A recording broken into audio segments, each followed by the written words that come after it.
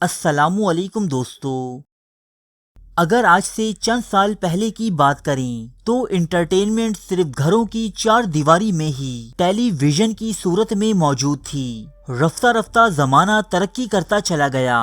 زمانے کی ترقی کے ساتھ انٹرٹینمنٹ کے ذرائع بھی گھروں سے نکل کر انسان کے ہاتھوں میں آ گئے، کبھی واک مین کی شکل میں تو کبھی MP3 پلیئر کی شکل میں، کبھی آئی پاڈ تو کبھی آئی پیڈ کی شکل میں، اور اب ان تمام چیزوں کی جگہ آپ کے ہاتھوں میں موجود موبائل فون نے لے لی ہے۔ اس ڈیوائس کے ذریعے کہیں بھی کوئی بھی شخص دوران سفر گانے سن سکتا ہے، موویز دیکھ سکتا ہے اور کتابیں بھی پڑھ سکتا ہے۔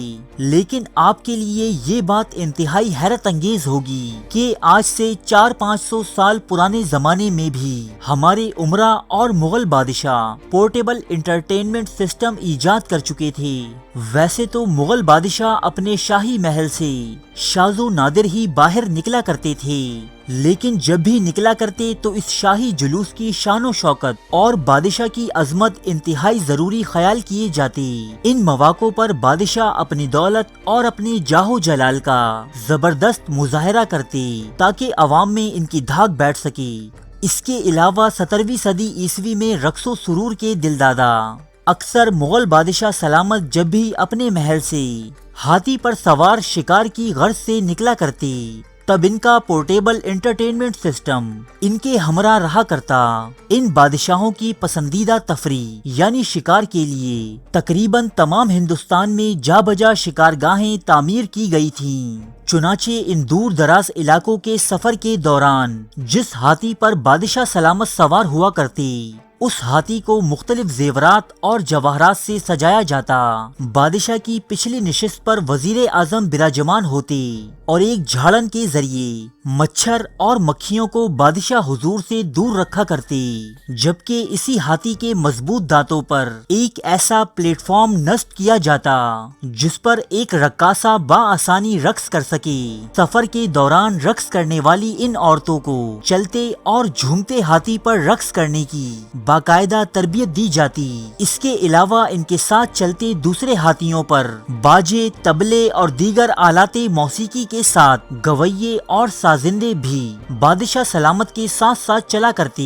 ہزاروں گھڑ سواروں، کئی ہاتھیوں اور پالکیوں کے ساتھ ساتھ مسخروں کی ایک جماعت بھی اس جلوس کے ساتھ ہوتی اور دوران سفر بادشاہ کا دل بہلایا کرتی۔ یوں موسیقی سنتے، رقص دیکھتے اور مسخروں کی حرکتوں سے محظوظ ہوتے بادشاہ سلامت کا یہ کٹھن اور دشوار سفر بآسانی طے ہو جایا کرتا۔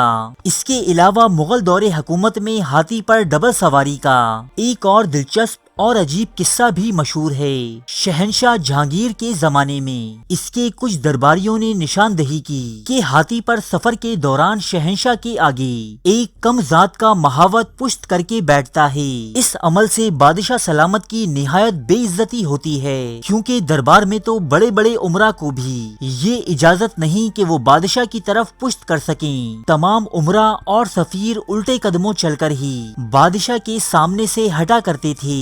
اس اہم مسئلے پر غور کرنے کے لیے زیرک اور جہاندیدہ لوگوں کی ایک میٹنگ بلائی گئی۔ اب مسئلہ یہ تھا کہ بادشاہ گھوڑا تو خود ڈرائیو کر سکتا تھا، مگر ہاتھی ڈرائیو کرنے کے لیے ایک پروفیشنل مہاوت لازم تھا، اس لیے اسے ہٹانا ناممکن تھا۔ اب اگر اس کی پشت بادشاہ کے سامنے سے ہٹانے کے لیے اس کا منہ بادشاہ کی طرف کر دیا جاتا تو ہاتھی کا ایکسیڈنٹ ہو سکتا تھا۔ دوسری صورت یہ تھی کہ بادشاہ سلامت اپنا رخ پلٹ لیتے۔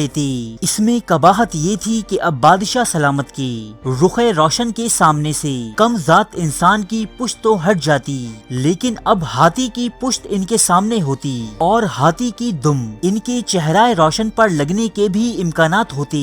ان تمام امور کو مد نظر رکھتے ہوئے سلطنت کے قابل ترین افراد کے اس ٹولے نے یہ فیصلہ کیا کہ شہنشاہ اور مہاوت کی پشت کے درمیان ایک سید بٹھا دیا جائے۔ شہنشاہ سید کی पुष्ट देखेंगे और सैयद महावत की यूं किसी की शान में कोई गुस्ताखी नहीं होगी, और ये असूल मुगल सल्तनत के इख्तिताम तक जारी रहा। दोस्तों, ना तो अंग्रेजों की जालसाजियां, ना मराठों की बढ़ती हुई ताकत और ना ही सल्तनत के चप्पे चप्पे में उठती बगावतें अजीम मुगलिया सल्तनत के जवाल का सबब बनी, बल्कि यही ऐशो इशरत और अहमकाना हरकतें वो असबाब थे जो मुगल सल्तनत के बदतरीन जवाल का सबब बने। चुनाचे वो लोग जो कभी हाथियों पर बैठकर औरतों से सरेआम रक्स करवाया करते थे, अपनी जाने बचाने के लिए नंगे पांव और खाली पेट मजदूरियां करते देखे गए। सच कहा है किसी शायर ने, मिटे नामियों के निशान कैसे कैसे, बदलता है रंग आसमां कैसे कैसे। अरे फ्रेंड्स, एक मिनट, आप ऐसे ही जा रहे हैं? इतनी मेहनत से वीडियो बनाई है, एक लाइक तो बनता है ना। और दूसरा ये कि आप हमें इतनी बड़ी दुनिया में दोबारा कैसे ढूंढेंगे? तो इसका हल ये है कि आप हमारे चैनल को सब्सक्राइब कर लीजिए और इस बेल के आइकन को क्लिक कर दीजिए। इस तरह हमारे आने वाली तमाम वीडियोस आप तक पहुंचती रहेंगी। अरे डरिए मत, ये बिल्कुल फ्री है।